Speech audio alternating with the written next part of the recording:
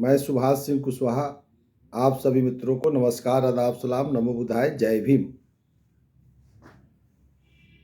आज का जो विषय है पंचायत सरकार भवन और ग्राम पंचायत विकास योजना जीपीडीपी का आपस में क्या संबंध है। पंचायत सरकार भवन और जीपीडीपी ग्राम पंचायत विकास योजना दोनों की आपस में संबंध और दोनों के संबंधों को जोड़कर सोचना, यानी संपूर्ण गांवों का विकास, संपूर्ण पंचायतों का विकास और संपूर्ण प्रखंड जिला का विकास तभी संभव है जब पंचायत सरकार भवन को जो राज्य सरकार ने बनाने का एक सफल प्रयास किया है, उसके पीछे का उद्देश्य क्या है और जीपीडीपी का उद्देश्य क्या है। जब दोनों के उद्देश्यों को हम समझेंगे तब जाकर के गांव का संपूर्ण विकास के संबंध में हम ज़्यादा से ज़्यादा लाभ लोगों को दे सकते हैं। आवश्यक है कि हम इस बातों को समझें। तो अब चलिए हम चर्चा सीधे शुरू करते हैं। पंचायत सरकार भवन। पंचायत सरकार भवन जो राज्य सरकार के माननीय मुख्यमंत्री नीतीश कुमार जी ने जो शुरुआत किया, तो यह ध्यान में रख कर कि ग्राम पंचायत का विकास कैसे होगी। और पंचायत सरकार है तो पंचायत सरकार भवन है। अगर सरकार है तो सरकार कहाँ बैठेगी? तो सरकार ने कहा कि पंचायत सरकार भवन, ने पंचायत सरकार वहीं बैठेगी। तो पंचायत सरकार कौन कौन है? ग्राम पंचायत के मुखिया और ग्राम पंचायत के सदस्य क्यों बैठने की व्यवस्था उस भवन में किया गया। सरपंच और पंच है। गांव में छोटी मोटी जो झगड़ा से बड़ी झगड़ा हो जाती है, जो विवादों को, छोटी छोटी विवादों को समाप्त करने के लिए पंचायत सरकार के अंदर ग्राम कचहरी का निर्माण किया गया, जो सरपंच और पंचों के बैठने की व्यवस्था भी पंचायत सरकार भवन में किया गया। साथ ही जो आवश्यक विभाग है, जैसा कि स्वास्थ्य विभाग, तो आशा और एएनएम वहाँ बैठे। राजस्व कर्मचारी, जमीनी विवाद गांवों के अंदर बहुत ज़्यादा है, तो पंचायत सरकार भवन में राजस्व कर्मचारी बैठेंगे तो चाहे दाखिल खारिज की समस्या हो, पर्चा लेने की समस्या हो, बंटवारा की समस्या हो, यानी राजस्व विभाग में जितनी भी गांव में रहने वाले गरीब किसान मजदूरों की जो समस्याएं हैं, तो कर्मचारी बैठेंगे। पीएचडी विभाग के जो प्लम्बर मिस्त्री होते हैं, इंजीनियर्स होते हैं, सभी लोग पंचायत सरकार भवन में बैठेंगे। कुल मिलाकर जो 29 विभाग केंद्र राज्य सरकार ने पंचायत सरकार की जवाबदेही पर दिया है, उनके कर्मचारी और पदाधिकारियों की बैठने की सरकार, ग्राम पंचायत के सदस्य, मुखिया, ग्राम कचहरी के सरपंच और पंच सहित सभी 29 विभाग के कर्मचारी और पदाधिकारियों की बैठने का पंचायत सरकार भवन राज्य सरकार ने बनाना शुरू किया। बहुत तेजी से राज्य के अंदर 30 से 40% पंचायतों के अंदर पंचायत सरकार भवन बन के तैयार है। अब वहाँ सरकार बैठ रही है कि नहीं बैठ रही है, ये ग्राम सभा में बैठ के चर्चा करनी चाहिए। राज्य सरकार लगातार प्रयास कर रही है कि आप वहाँ बैठिए और वहाँ बैठ करके संपूर्ण विभागों की समीक्षा एक एक करके, और फिर ग्राम पंचायत कार्यकारिणी की जब बैठक हो ग्राम पंचायत मुखिया के अध्यक्षता में, तो 29 विभाग के कर्मचारी और पदाधिकारी को कार्यकारिणी की बैठक में बुलाने का प्रावधान कानून में किया गया है। धारा 20 के उपधारा 4 में अगर कोई ग्राम पंचायत के मुखिया 29 विभाग के कर्मचारी और पदाधिकारी को नहीं बुलाते हैं तो विभागीय समीक्षा आप नहीं कर पाएंगे। पंचायत सरकार भवन यदि आपके पास बना हुआ है तो पंचायत सरकार भवन में यदि बैठ करके 29 विभागों की आप समीक्षा कर लें। यानी केंद्र और राज्य सरकार कौन कौन योजना चला रही है, स्वास्थ्य विभाग में कौन योजना, शिक्षा विभाग में, आपको जितने भी विभाग हैं तब जाकर समीक्षा करें। इसीलिए जो है पंचायत सरकार भवन बनाया गया था कि सभी का हम वहाँ निर्णय कर सकें। पंचायत सरकार भवन चयन करने में भी कई असुविधा आती है। जो ग्राम सभा में बैठ करके अगर सरकारी जमीन उपलब्ध है, जहाँ नहीं बना है वहाँ की ग्राम पंचायत के लिए थोड़ा सा हम बोल देते हैं, तो वहाँ कोई निजी जमीन अगर दान देना चाहता है तो राज्यपाल के नाम से जमीन लिख करके पंचायत के बीचों बीच बनाना चाहिए और ग्राम सभा में निर्णय करना चाहिए। और उस ग्राम सभा में प्रखंड विकास पदाधिकारी की उपस्थिति अनिवार्य होगी। अगर ग्राम सभा में आप निर्णय लेते हैं और उसमें प्रखंड विकास पदाधिकारी उपलब्ध नहीं है तो ये विवाद का कारण बन जाएगा। तो कुल मिलाकर के जहां बन गया है वहां निश्चित रूप से जो है पंचायत सरकार के सभी कार्यों को संपन्न हो भी रहा होगा या होना ही चाहिए। ये राज्य के जिला पदाधिकारी जितने हैं, डीएम लोग, इन लोगों की थोड़ी रुचि घटी है। कहीं कहीं डीएम को देखा जा रहा है कि उनकी रुचि बढ़ी है। तो जिलाधिकारी, सभी जिलाधिकारी जो आग्रह है इन लोगों को इस पर आगे मजबूती से काम करना चाहिए था। आगे चले, अब जीपीडीपी ग्राम पंचायत विकास योजना को जोड़िए। योजनाओं का विकेंद्रीकरण, माने योजनाओं का विकेंद्रीकरण का मतलब और जीपीडीपी दोनों को जोड़िए पंचायत सरकार भवन से। यानी विकेंद्रीकरण का मतलब बहुत सा योजना पंचायत सरकार को करना है। सड़क बनाना है, पुल बनाना है, पुलिया बनाना है।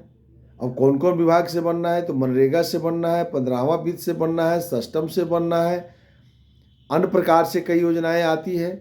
तो टायर्ड है, अनटायर्ड है, इस विषय को भी मैं पहले बोल चुका हूँ। सबको समझना, फिर वार्ड सभा में आप लेते हैं, वहीं जाकर ग्राम सभा में पास हो जाती है, फिर ग्राम पंचायत कार्यकारिणी की बैठक करते हैं। यानी विभिन्न योजनाओं को विकेंद्रीकृत अलग अलग सोचिए, बांटिए कि इस वर्ष में हमको क्या करना है। वार्षिक योजना, पंचवर्षीय योजना, मुखिया और वार्ड सदस्य को बैठ करके आप निर्णय करते हैं। घंटों विचार करना चाहिए। आवंटन क्या है, पैसा कहाँ से आएगा, किस विभाग से आ रहा है, कौन कौन काम करना है, किस व्यक्ति को काम देना है, कौन मजदूर बेरोजगार है उसको रोजगार की आवश्यकता है, प्राथमिकता तय करना और तब जाकर के उसको निर्णय करना। और निर्णय लेते वक्त जो है वार्ड सदस्य और मुखिया को एकदम खुली दिमाग से, खुली किताब की तरह दिन दिन भर बैठ करके योजनाओं को विकेंद्रीकृत करना चाहिए, बंटवारा करना चाहिए। वार्षिक टारगेट जो लिए हैं उसको कैसे पूरा करेंगे। और जब तक ग्राम पंचायत के मुखिया अपने सदस्यों पर विश्वास नहीं करेंगे और वार्ड सदस्य जब तक ग्राम पंचायत के मुखिया पर भरोसा नहीं करेंगे तो योजनाओं को कैसे आप बांटिएगा।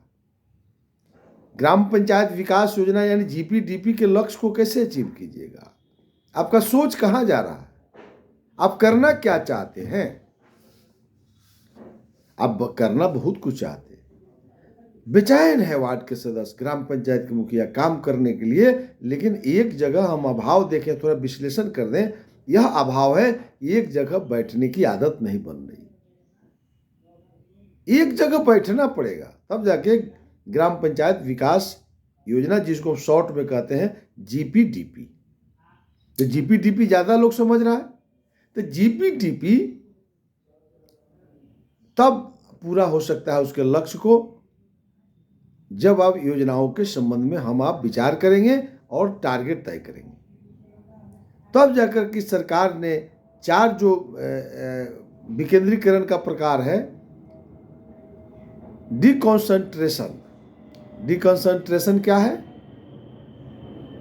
डिकॉन्सेंट्रेशन एक पार्ट हो गया, इसमें कार्य करने की जो जिम्मेदारी आपको दी जाएगी उस पर नियंत्रण सरकार की रहेगी, ऊपर के अधिकारियों की रहेगी। आपको काम दे देगा, लेकिन आपको देखते रहेगा कि आप क्या कर रहे हैं कि नहीं कर रहे हैं।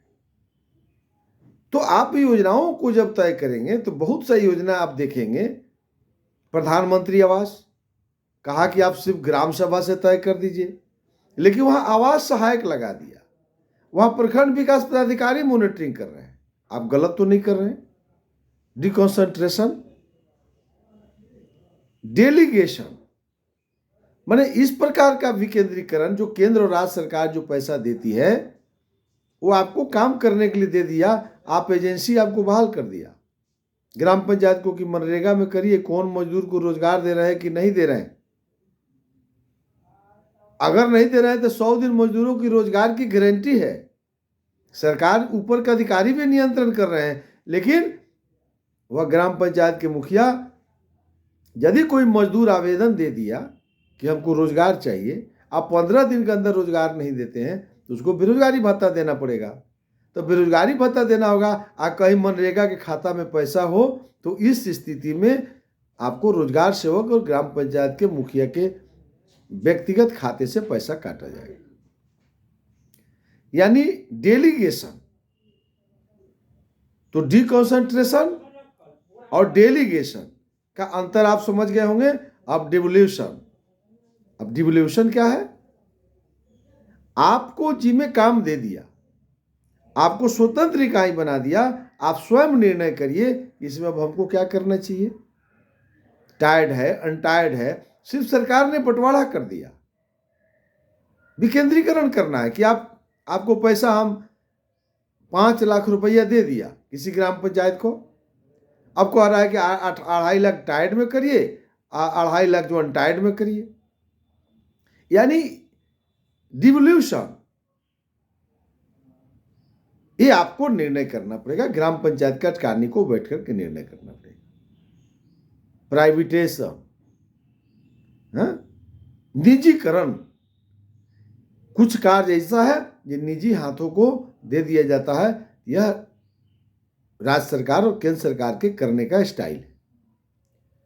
डिकॉन्सेंट्रेशन, डेलीगेशन, डिवोल्यूशन और प्राइवेटाइजेशन, यह 4 भागों में आप ग्राम पंचायत के मुखिया और वार्ड सदस्यों को सोच करके तब विकेंद्रीकरण के आप करके अपने माइंड को सेट करके अब सभी योजनाओं को जो राज्य सरकार दे रही है, मनरेगा दे रही है, पुल पुलिया बनाने के लिए 7 निश्चय में हर गली नली, पक्की सड़क, शौचालय, तो टायर्ड अनटायर्ड, ये 15वां वित्त योजना के तहत आप तब जाकर के खुली किताब की तरह आपका दिमाग साफ हो जाएगा और बैठ करके आप घंटों वार्ड सदस्य और मुखिया साथी बैठ के अब यदि आप काम करने की आदत डालिएगा तो बिहार में बहुत से वार्ड सदस्य संतुष्ट चलते हैं, सब समाप्त हो जाएगा।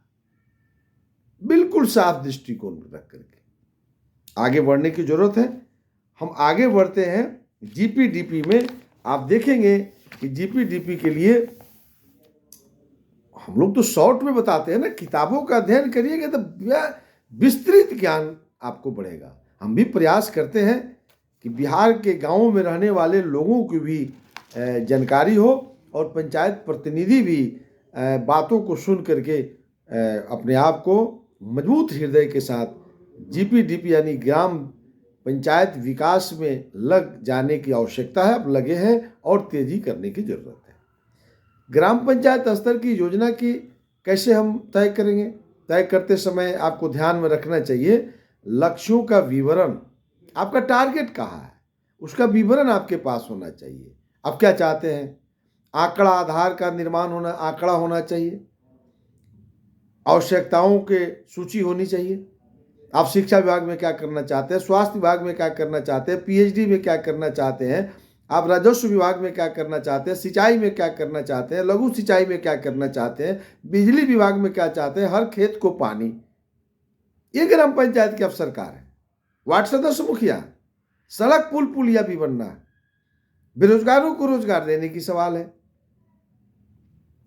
अब आपके पास कोई आंकड़ा नहीं है, कोई आपकी आवश्यकताओं को ध्यान में नहीं रखे हैं, तो आप प्राकृतिक संसाधन क्या है आपके पास, बुनियादी ढांचा की क्या स्थिति है, वित्तीय स्थिति क्या है, ये सारी बात आपके दिमाग में जब तक नहीं हटेगी आप कैसे विकास कर लीजिएगा। इस भरोसे आप बैठे हुए हैं कि मनरेगा में पैसा आएगा, अब 15वां वित्त में पैसा आएगा तो हम काम करेंगे। 24 घंटा काम करने की जरूरत है। लक्ष्य उद्देश्य तय होना चाहिए। हमारा लक्ष्य क्या है, हम मुखिया हैं, सरकार हैं, वार्ड के सदस्य हैं, हमारा टारगेट क्या है, हमारा उद्देश्य क्या है। अगर बिना उद्देश्य और टारगेट के अगर आप काम कर रहे हैं तो आपका फेल करना 100% गारंटी है। आर्थिक विकास, सामाजिक न्याय का नियोजन, आर्थिक विकास हम कैसे करेंगे, पंचायतों की आर्थिक स्थिति से कैसे मजबूत करेंगे, इस पर भी मानव विकास की योजना बनाना होगा। मानव विकास की योजना, जो गांवों के अंदर बेरोजगारी है उसको कैसे रोजगार देंगे, किसको मनरेगा में ले जाएंगे, किसको श्रम डिपार्टमेंट ले जाएंगे, किसको छोटी छोटी दुकान करवाना है, उत्पादन क्षेत्र को बढ़ाना है, वो योजना बनाना पड़ेगा कि उत्पादन के लिए क्या है आपके पास योजना है। बुनियादी ढांचे की योजना बनाना पड़ेगा। गरीबी उन्मूलन कार्यक्रम, कैसे बीपीएल को एपीएल में ले जाइएगा, कैसे गरीबों को गरीबी समाप्त करके आप उसको एपीएल यानी धनी के श्रेणी में, पूंजीपतियों की श्रेणी में उसको कैसे खड़ा करेंगे। इसके लिए आपके पास क्या कार्य योजना है। वार्ड के सदस्य हैं, वार्ड क्रियान्वयन प्रबंधन समिति की बैठक में तय करिए, ग्राम सभा में ले जाइए, ग्राम पंचायत कार्यकारिणी की बैठक में बात कीजिए, तब न गरीबी उन्मूलन से संबंधित कार्यक्रम का आप बना सकते हैं। विशेष घटक एवं जनजातीय कार्यक्रम चलाइए, वायुमंडल बनाइए, सामाजिक सुरक्षा संबंधी कार्यक्रम बनाइए। वृद्धा पेंशन मिलता है कि नहीं, मातृत्व लाभ मिलता है कि नहीं, विकलांगता पेंशन मिलता है कि नहीं, वैसे कोई निरीह प्राणी तो नहीं रह गया जिसको कोई छूट गया। सामाजिक सुरक्षा के संबंध में कैसे आप बनिए, क्रियान्वयन करना चाहिए, अनुवीक्षण या मूल्यांकन भी इसका साथ साथ करना चाहिए। तो इतना काम हम सबको मिलकर करना पड़ेगा, तब जाकर ग्राम पंचायत सरकार जो है सशक्त जब तक नहीं होगी तो राज्य सरकार का विकास कर लीजिएगा। राज्य सरकार और केंद्र सरकार का सिर्फ काम है कि आपको आवंटन देना, विभिन्न योजनाओं चलाना और उसको धरातल तक पहुंचाने की जवाबदेही पंचायत सरकार की है। इस बात के लिए मैं अपने स्तर से एक सफल प्रयास करने का एक सफल योजना हम बनाए हैं।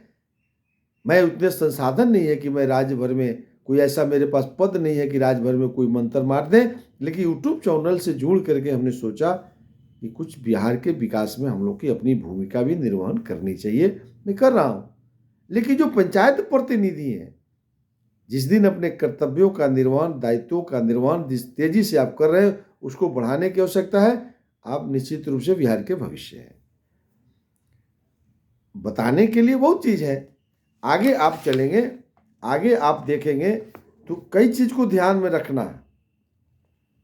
कार्य क्षेत्र को चुनना, स्थानीय लोगों में सबसे अच्छा कार्य कर सके उसको बढ़ावा देना, गांव में सबसे अधिक किस महत्वपूर्ण सुविधा की जरूरत है। अब गांव का विकास आप तय कर रहे हैं, अब उसमें सबसे ज्यादा जरूरी क्या है, उस पर काम करना, तब जाकर के आप गांवों का विकास कर सकते हैं। यानी महत्वपूर्ण बातों को ध्यान में रख करके आप निर्णय करना चाहिए। इसके लिए सरकार कह रहा है कि पंचायत स्तर पर एक कमेटी बनाइए, तब जाके ग्राम पंचायत विकास योजना जो है उसको आप सफल कर सकते हैं। यानी जीपीडीपी की जो हम चर्चा कर रहे हैं, तो जीपीडीपी के लिए जितनी भी योजनाओं की चर्चा मैं आज भी किया हूं, करते रहता हूं, विकास से संबंधित सड़क, पुल, पुलिया, इस सब विकास के 29 विभाग में जो चर्चा करनी है, राज्य सरकार ने एक कदम बढ़ा है। यदि जो हम अभी बताने जा रहे हैं इसको जिस दिन आप समझ जाइएगा, या किए भी होंगे, नहीं किए होंगे तो आज करिए, विलंब मत कीजिए, तब ग्राम पंचायत की योजना और सुविधा टीम, ग्राम पंचायत योजना सुविधा टीम का गठन करिए। GPPFT, ग्राम पंचायत योजना सुविधा टीम, याद रखिए।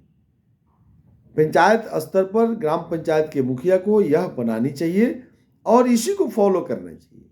तब जाकर वार्ड सभा भी ठीक हो जाएगा, वार्ड क्रियान्वयन में प्रबंधन समिति भी ठीक हो जाएगा, ग्राम सभा भी ठीक होगा, ग्राम पंचायत भी ठीक होगा, अस्थायी समिति भी ठीक हो जाएगा। इसके लिए राज्य सरकार ने निर्णय लिया है कि ग्राम पंचायत योजना सुविधा टीम, ग्राम पंचायत योजना सुविधा टीम, हरदम याद रखिए, जो ग्राम पंचायत के मुखिया यदि इसको नहीं बनाए हैं अविलंब बना लेना चाहिए। और तब देखिए जो राज्य सरकार और केंद्र सरकार जो आवंटन भेजती है, ये योजना धरातल पर पहुंच रही है कि नहीं पहुंच रही है, इसका कैसे मूल्यांकन करेंगे।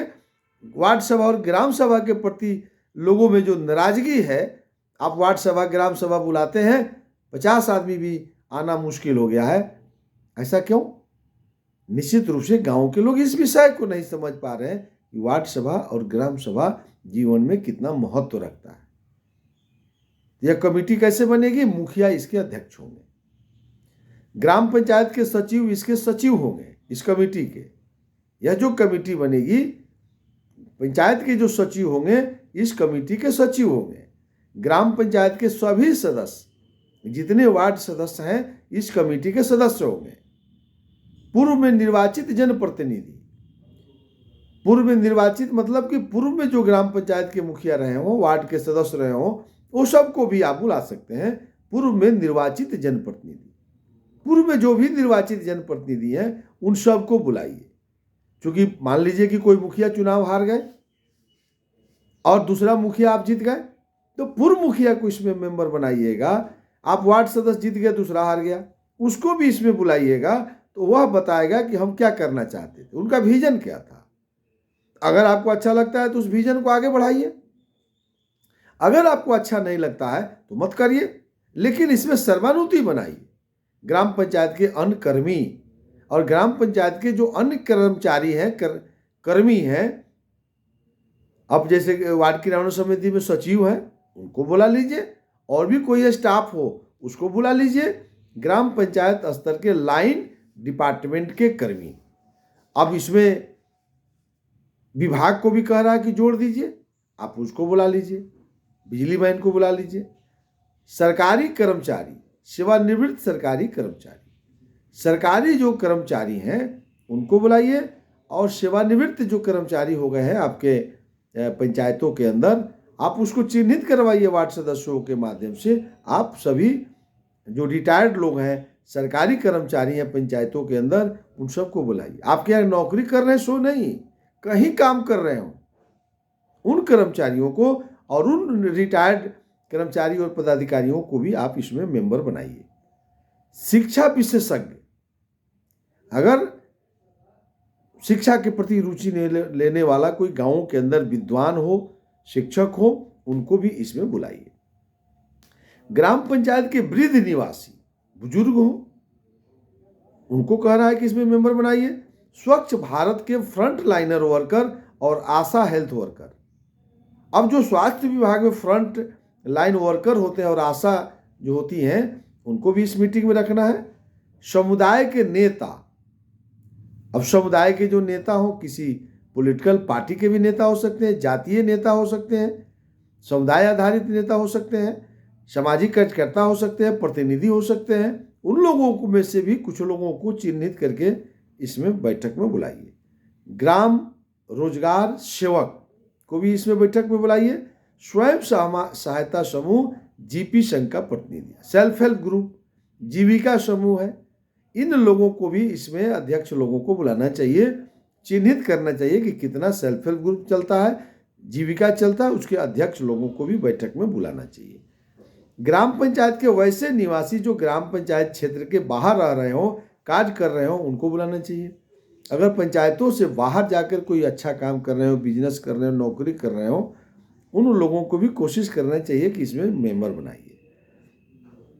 राष्ट्रीय ग्रामीण मिशन के समुदाय संसाधन व्यक्ति, सीआरपी, फैसिलिटेटर, ग्राम रोजगार सेवक, सीआरपी उपलब्ध नहीं होने की स्थिति में ग्राम रोजगार सेवक को मेंबर बनाना चाहिए।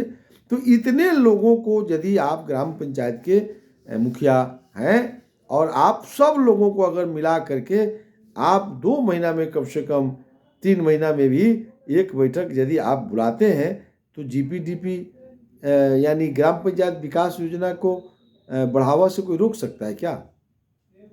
हर विषय पर चर्चा, तब जाकर के विकेंद्रीकरण जो हमने बताया है कि आप जो है टाइड में, अनटाइड में, मनरेगा में, सष्टम वित्त योजना से किस हेड में प्रधानमंत्री आवास हो, आपको वहाँ भी काम कर सकते हैं और जो बाकी डिपार्टमेंट है उसका आप कैसे विकास करेंगे इस पर भी आप काम कर सकते हैं। इस मजबूती के साथ वातावरण निर्माण, कम्युनिटी मोबिलाइजेशन का काम जो है आप कर सकते हैं। ग्राम सभा को जागरूकता चला सकते हैं, जन जागरूकता चला करके आप GPPFT के समुचित माहौल बनाने और तब जाकर ग्राम सभा में महिलाओं की भागीदारी, पुरुषों की भागीदारी महत्वपूर्ण हो सकती है।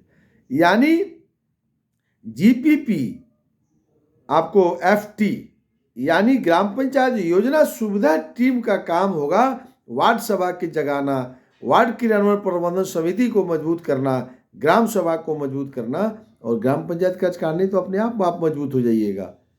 तो इस तरह का सरकार का एक सोच है। माननीय मुख्यमंत्री नीतीश कुमार जी ने GPDP के माध्यम से जो ग्राम पंचायत योजना सुविधा टीम आप बनाइए, ग्राम पंचायत सरकार है। अब उसके बाद जब आप देखेंगे कि कितनी तेजी से आप योजनाओं का निर्माण, प्राथमिकता निर्धारण, अनुमान, आकलन, क्रियान्वयन, अनुश्रवण और परिणाम आपको सामने दिखाई देने लगेगा। सामाजिक संसाधन, प्राकृतिक संसाधन, मानव संसाधन और वित्तीय संसाधन, ये तमाम विचारों को, समुदाय का संस्थागत क्षमता क्या है, आपके सामाजिक मेल मिलाप कैसे होगा, भूमि, वन, जल, वायु, प्राकृतिक रूप से उपलब्ध संसाधन, ग्राम पंचायत क्षेत्र में रह रहे लोग, क्षेत्र के किसी अन्य बातों को, महिलाओं के स्वयं सहायता समूहों को गठन करके ग्राम पंचायत विकास योजना को हम बढ़ा सकते हैं, हम इसको मजबूत कर सकते हैं, हम इसको आगे लेकर के बढ़ सकते हैं। इसलिए मित्रों, ग्राम पंचायत के आदरणीय सभी मुखियागण थोड़ा विश्लेषण कर देते हैं। ग्राम पंचायत के सभी मुखियागण से निवेदन है कि आप निश्चित रूप से आप ग्राम पंचायत के विकास में बहुत तेज़ी से लगे हुए हैं, लेकिन उसमें ग्राम पंचायत योजना सुविधा टीम का गठन आप करिए और 3 महीना पर एक बैठक करिए और वार्ड सभा, ग्राम सभा के प्रति लोगों को जागरूक करिए। और जब तक जागरूक नहीं करिएगा तो 29 विभाग का मॉनिटरिंग करना थोड़ा आपको अभी भी कठिन महसूस होता होगा। और एक काम और ज़रूर करते हो तो ठीक, नहीं तो धारा 20, इस धारा के संबंध में 2-3 दिनों के बाद में हम वीडियो बनाएंगे, लंबा समय लगेगा। पहले भी हम बना चुके थे, लेकिन लोगों की इच्छा है कि बिहार पंचायत राज एक्ट 2006 जो अधिनियम है, जो कानून है, उसको पुनः एक बार का मतलब 40-50 वीडियो बनाना पड़ेगा, तब जाकर के पंचायत की धारा आपको हम बता पाएंगे। लेकिन प्रयास करते हैं।